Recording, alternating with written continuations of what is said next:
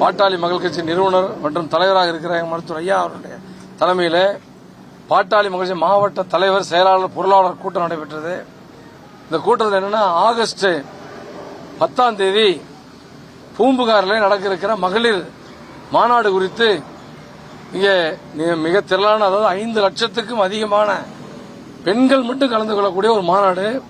அந்த மாநாட்டிற்கான ஏற்பாடுகள் என்ன செஞ்சிட்டு இருக்கிறீங்க குறித்தும் வாகன நிதிச்சீட்டு நம்ம இன்றைக்கு துண்டறிக்கையை வெளியிட்டு எங்களிடத்தில் பல்வேறு ஆலோசனைகளை மருத்துவர் ஐயா அவர்களும் என்னுடைய கௌரவ தலைவர் அண்ணன் தியாகச்செம்மல் ஜி.கே. மணி அவர்களும் வன்னிய சங்கத்தினுடைய தலைவர் அண்ணன் பூத்தா அருள்மொழி அவர்களும் நம்முடைய முன்னாள் தலைவர் பேரராஜ் தீரன் ஐயா உள்ளிட்ட பல கருத்துக்களை சொன்னார்கள். அந்த அடிப்படையில் மாவட்டத்தினுடைய தலைவர் செயலாளர்கள் நிர்வாகிகள் புதிய உற்சாகத்தோடு 5 லட்சம் மகளிர் மற்றும் இளைஞர்கள் கலந்து கொள்ளக்கூடிய அந்த ஏற்பாடுகள் செய்வதற்காக புறப்பட்டு சென்றோம்.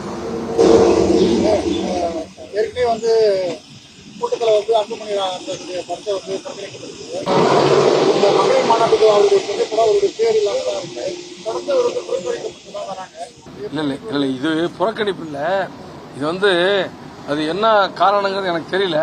இது புறக்கணிப்பு இல்ல. நாங்க கூட பாருங்க, இப்ப நோட்டீஸ் போட்டிருக்கோம், அதெல்லாம் சினியா போட்டு தான் போட்டிருக்கோம். அது என்ன இதுன்னு தெரியல, ஏதாவது பிரிண்டிங் மிஸ்டேக்கா தெரியல, பார்க்கணும். பார்த்தா தெரியல, எனக்கு தெரியல. இல்ல தெரியல, எனக்கு தெரியல. நாங்க ஆனா சேலம் மாவட்ட பாட்டாளி மக்கள் சார்பில் வெளியிட்டு இருக்கிற துண்டறிக்கைகள் அதுல நாங்க சின்ன போடுறோம். ஏவா ஐயாவோட மலர் சரி சொல்லுங்க. விழுப்புரம் மார்பாட்டத்திலயா? இல்ல, நான் திருநெல்வேலியிலும் தூத்துக்குடியிலும் தேதி கொடுத்துட்டேன். அதான் திருநெல்வேலி இந்த மாநாடு குறித்து திருநெல்வேலியில மாலை 20ஆம் தேதி காலை தூத்துக்குடியிலும் மாலை திருநெல்வேலியிலையும் என்னுடைய பாட்டாளி கட்சியினுடைய பொதுக்குழு கூட்டத்தை கலந்து கொள்ள வேண்டும் என்ற ஐயா உத்தரவிட்ட அடிப்படையில் நான் அங்க செல்ல வேண்டியது.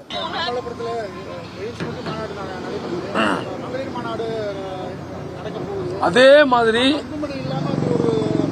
அதே எப்படி நீங்க இல்லாமன்னு சொல்றீங்க?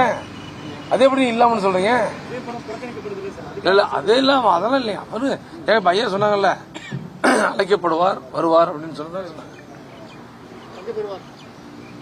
ஆமா, நீங்களே அதை சொல்றீங்க. ஐயாவே காலையில் சொல்லிட்டார்ல, அழைக்கப்படுவார் வருவார். அது எந்த விதமான ஒரு அதான் காலையில காவல்துறை விசாரிச்சுட்டு போனாங்க. அதான் விசாரிச்சிருப்பாங்க. இன்னமும் அது சட்டப்பூர்வமான நடவடிக்கை. அதை நாங்க கருத்து சொல்லக்கூடாது. ஏன்னா அது காவல்துறை நடவடிக்கை. அதுல நாங்க கருத்து சொல்றதுங்கிறது அது அரசு இயந்திரத்தினுடைய செயல்பாட்டை நாங்க திசை திருப்புற மாதிரி ஆகும். அதனால அது சம்பந்தமா கருத்து சொல்ல விரும்புகிறோம்.